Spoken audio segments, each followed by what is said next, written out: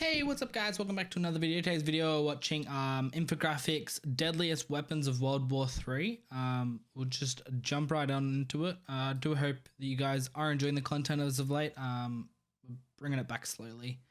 But yeah, let's just jump on into it. The date is November 2nd, 2021. The world economy has at last begun to recover from the coronavirus outbreak. But as nations begin to open up again, one country is determined to What's up with that date? That's in the future. Its own image. For 3 weeks, China has been building its forces for a cross-strait invasion into Taiwan. Given its still limited mobility fleet and extreme currents of the Strait of Taiwan, China has a very narrow window to secure a beachhead only twice a year, and the Chinese Communist Party is no longer willing to wait for a peaceful reunification. In response to the military buildup, the United States has responded in kind, moving a sizable portion of its Atlantic fleet to the Pacific and Indian Oceans. Bases in Hawaii, Australia, Alaska, and Japan all bustle with activity, as thousands of aircraft are shuttled to airfields closer to the potential conflict zone. Guam, linchpin of the U.S. operations in South Pacific, is on full alert. Just quickly, I really hope that date, doesn't end up unluckily being correct. But also, so they're expecting the war to be due to them invading Taiwan, which I don't know too much about, international politics, but I thought Taiwan was recently taken back in their whole thing. That's why there was protests for like 6 months or something last year. But I might be wrong. I'm not 100% sure. But now let's keep going. At 0124 hours, I do hope that date's not correct though. Of World War III. Overhead, American spy satellites pick up the unmistakable thermal plumes of hundreds of ballistic missiles lifting off launch vehicles and silos all across eastern China. Much of these missiles smash into neighboring Taiwan, but a number of them reach space and then readjust their trajectories. Guided by Chinese satellites and ground control stations, Chinese DF-26 ballistic missiles, otherwise known as Guam killers, perform course correction burns before re-entering the atmosphere, packing a warhead loaded with over 3,000 pounds of explosives. Each missile is a deadly threat to a target on the ground.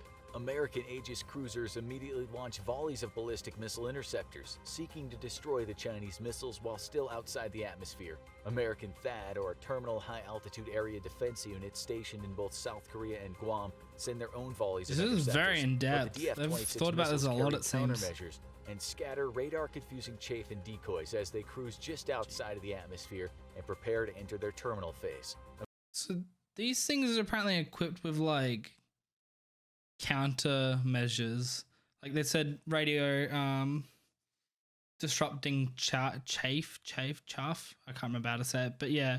American interceptors destroy. I don't know if these are real things, or I assume they are for them to say now it. Entering the atmosphere, Patriot missile defense batteries stationed on Guam fire interceptors in droves. More missiles are killed, but just half a minute later, over a dozen DF-26 missiles prepare for impact. 4 of the missiles split open, showering American runways with runway cratering munitions. The rest smash into important fuel and munition storage facilities, or strike at barracks and plane hangars. The DF-26 missiles aren't exactly precise. They have a target radius of just under 100 meters, but with over 3,000 pounds of explosives, they don't need to be. In seconds, Guam is a smoking ruin, and a significant portion of U.S. Pacific military might has just been neutralized. Out at sea, however, the DF-26 targeting American carrier strike groups don't fare as well. If China's going to have any chance of winning the war, the American carriers need to be destroyed, and have been secondary in priority only to Guam.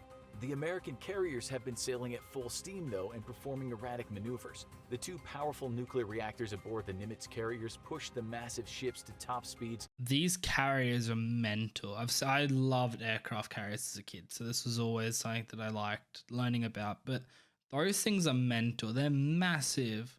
Like, the Navy is the second largest. The U.S. Navy is the second largest air force in like the world, behind the US Air Force. Like, it's ridiculous how strong their air superiority is with just their Navy, and not alone to this day having also the Air Force as well on top. But for their erratic maneuvers meant to throw off the D-26's targeting. The strike group's defenses open up on the big missiles, with its accompanying cruisers firing off volley after volley. Yeah, these always have most of the boats with them as well. Are downed, but a near miss cripples the Ronald Reagan and forces it to return to the American West Coast for for extensive repairs. A direct hit on the bow of the Abraham Lincoln devastates the massive carrier. Within 2 hours, the giant ship and its accompanying 80 combat aircraft and thousands of sailors are all lying at the bottom of the sea. The U.S. has just suffered more casualties in the first 3 hours of World War III than in 20 years of fighting in Iraq and Afghanistan. I reckon if World War III was to happen, we'd probably look at being maybe the extinction of the world. Just the ability of so many countries having nuclear weapons and the technology we have now, I could really see that being like the crippling blow to humanity as you know it, because a nuclear warhead can do some insane damage. Like you hit Japan with it and you probably losing a fair bit of it. We know we lost a fair bit of it, and that was of an atom bomb. So, and that was what, 60 years ago now? Like we've got a lot of technology since then. So I would dread to see World War III, and I hope that we never do see it. But this is pretty full on stuff. To strike back. Chinese missile strikes have devastated American and allied nation bases across the Pacific, from Guam being to in Japan, Australia, and as far south as Australia. America's first counterattack doesn't come from a kinetic weapon, but from an electronic one. Malicious code lurking in Chinese computer systems for years comes to life with a single keystroke, and suddenly Chinese communications and intelligence networks are brought to a screeching halt. China is shocked at the I was studying cybersecurity in uni for about a year, and there's a lot of things where it's a new form of war. There's not just, air, land, and sea. There's technology. I think there's I remember hearing about there's 8 different areas that they focus on. They only mentioned 5 of them. Space was the other one. So space, cyber, air, land, and sea were the 5 that they listed. But I think they said there was social as well. I can't remember the other 2, but there was 2 others. And we don't talk about the other, 5 because air, land, and sea is so focused on. But cybersecurity, we could cripple countries within seconds. Like they took down an Iranian, I think it was Iranian refinery, nuclear refinery kind of thing, just through some code. They sped up the centrifuges and blew them sky high kind of thing. So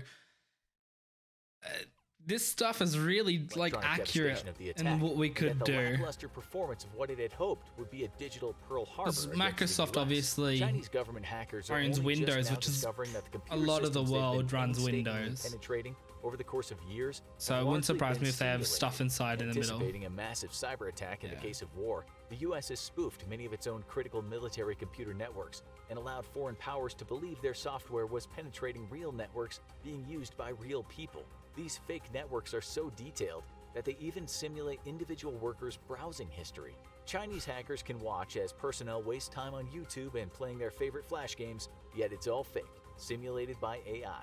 But the electronic attack is quickly followed by a very real kinetic attack. On the long-range radar, Chinese air defense installations watch American B-2 bombers on approach. The stealthy planes can't evade radar completely, and intermittent contacts betray their presence while still hundreds of miles from the Chinese coast. However, knowing the stealth bombers are somewhere out there and getting a target lock is a totally different thing, and high-frequency targeting radars can't resolve a good lock on the incredibly stealthy bombers. Those things are insane. Upgraded stealth composites and an exhaust system that cools the hot air of the twin turbojets powering the big bombers, the B-2s penetrate even deeper toward Chinese territory. Fighter jets are scrambled to intercept the attack craft, but while still hundreds of miles away, the B-2s let loose with their payloads. Each B-2 briefly flashes brightly on the radar as its cargo bay doors are opened and then quickly closed, restoring its stealth characteristics. That'd be one of the scariest things as a radar operator, just seeing a bunch of these planes just light up briefly, because the second that they've lit up, it's very likely that their cargo doors have opened and something's on its way. The thing also, we don't know what their payloads are because there's a lot of government secrets and all that kind of stuff. These planes also might not be what they use, because they might have something on Area 51 or some other secret testing base. It'd be some really cool tech that we don't know about, but also don't know if we want to know about just because of the fear. But hey, also I could be incredibly wrong, but wouldn't surprise me if they have tech that we don't know about currently. Rocket engines come to life as the missiles fall to just a few hundred feet off the waves, and each missile levels off. It's so hard to hit when they're low, when they're that low. Waves. The missiles feature stealthy characteristics, making them very difficult to track and target with interceptors, and terrain-following radar allows them to skim just above the waves so as to remain under the horizon of Chinese radar. As the missiles accelerate to twice the speed of sound, the rocket engines suddenly cut off and are jettisoned, and the missile's main mode of propulsion, a scramjet, flares to life. The scramjet has no moving parts and works by compressing incoming air from the nose of the missile and injecting fuel into the superheated air, which instantly ignites. However, each missile has to be helped along to supersonic speed before the scramjets can engage. But once they do, the missiles punch forward until they're moving at thousands of miles an hour. The missiles arrive at their targets across the Chinese coast. They roar over population centers to reach military buildup zones, air bases, and command and control nodes. Upon reaching their targets, the missiles suddenly plunge to the ground, causing only minor destruction on impact. However, for miles around each missile's final descent, all electronics have been permanently disabled. The U.S. has just crippled thousands of Chinese vehicles, command and control nodes, ships, aircraft, and computers with electromagnetic pulse weapons. Not a single Chinese soldier has died in the attack, but that's another thing that we haven't even mentioned was the EMPs. Like, you could kill thousands inadvertently with just an EMP. So many people live on life support and stuff like that. You need technology to keep you alive. Inadvertently, you could kill thousands just by taking out the technology in the area. Like, if you hit Shanghai or something with an EMP, or hell, even like just a smaller town in comparison of, like, you know, Brisbane or Melbourne or Sydney, those kind of things, you could kill several thousands of people just by taking out technology. Like, and your communications are gone. You've crippled a country just by taking out the tech. You can still communicate, obviously. They'll still have backup analog stuff, but it's just not as efficient because the world's excelled in tech. But that's always been a big concern was EMPs. A few days later, the surface war to push the U.S. out of the Pacific has finally begun in earnest. Chinese Type 055 and 052 destroyers are punching well above their weight class against American ships. The Chinese destroyers are newer than their American counterparts, many of which have begun to show their age. The Type 55 and 52s are fast, precise, and lethal with their arsenal of anti-ship cruise missiles and inflict heavy losses on American ships. They're supported by a range of bases built across the South China Sea, each one of which is home to dozens of missile batteries, combat aircraft, and long-range surveillance radar. Just quickly, interestingly enough, they mentioned these little bases down here. So in the South China Sea, this is actually what I thought the war would have been started about, not Taiwan. So this little area where my mouse is going, all here is currently being in a massive dispute as to whose water is it, because obviously there's like a crap load of countries here, and it's a major thoroughfare of ships, oil, all that kind of stuff. But China's built islands over here, and apparently they're starting to, you know, sink, which I don't know. I saw a video about this actually just 5 hours ago, and yeah, it's like, so they're about to sink, it sounds. So who knows? They could take out these islands before. And yeah, but I know the US is building pressure in this area. Australia might also be as well. I'm not 100% sure, but Vietnam started building islands in this area as well. Like, there's all sorts going on that I honestly thought that they would have been the causing factor of the war, because the US is pushing boats through here right now, trying to disrupt them a bit, because China's trying to take the ocean here, and everyone else wants their part of the ocean, obviously, because it's money. It's lots and lots of different resources and trades and stuff like that are possible. So yeah, interesting that's not the cause of the South China Sea. Despite its carrier strike groups largely intact, the U.S. can't penetrate the outer ring of Chinese Pacific defenses without a dedicated concentration of firepower. Until the South China Sea artificial reef bases are neutralized, it'll be weeks before the U.S. Navy can bring the fight to China's shores. In the meantime, speedy and agile Chinese destroyers seek out US and Allied ships that stray too close, supported by aircraft flying out of the reclaimed island bases China has spent 2 decades building, while the world just watched. Under the waves, however, the United States has let loose its fleet of terrifying underwater predators. this subs are American cool. attack submarines have been more prepared for this fight than the rest of the US Navy, pre-positioned along critical waterways for months at a time thanks to their nuclear reactors, which provide them with unlimited endurance. It's only the crew's need to eat that limits the sub's endurance, but a whole fleet If you of have a fast robotic resupply crew, vessels keeps America's no trouble silent at all. service well supplied at war, and the deadly subs back on target. American Virginia and Los Angeles class submarines have begun hunting Chinese subs since the war began. By far, their most difficult prey is the stealthy Type 39A, a submarine so advanced it caught US intelligence completely by surprise. The advantage, however, remains firmly on the US side, as China's anti-submarine warfare capabilities continue to lag significantly behind the US. Lacking air and surface assets to hunt down American subs, the quiet nuclear-powered subs methodically search for the Chinese diesel-electric US subs and After losing 3 mentors. subs to the American Channel fleet, how the smart, Chinese get have smarter ordered every their day own or subs something. Close to support bases. He hung The around in them Chinese for like a subs' main week. mission, It's after all, incredibly was to interesting. attack American surface ships, and they're still being kept at bay by the massive People's Liberation Army rocket force. However, this leaves the U.S. Silent Service free to hunt across the South Pacific, and dozens of Chinese ships are either sunk or crippled in attacks. Some American subs are lost, but the Virginia-class subs prove even more difficult to locate and sink than Los Angeles-class, featuring a new generation of noise-canceling rubber tiles and equipment built with tolerances tighter than even spacecraft. The Virginia-class submarines are deadly predators and send many People's Liberation Army Navy ships This is really to the bottom of the interesting. Like, ocean.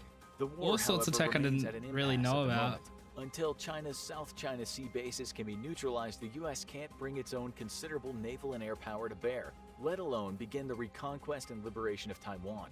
What has become extremely clear to both sides, however, is that the most important weapons of what will become World War III are for the first time in history exclusively weapons that operate in the cyber, space, and naval warfighting realms. Yeah. Now, go check out US versus China 2020 military thought, comparison, weird. or click this other video instead.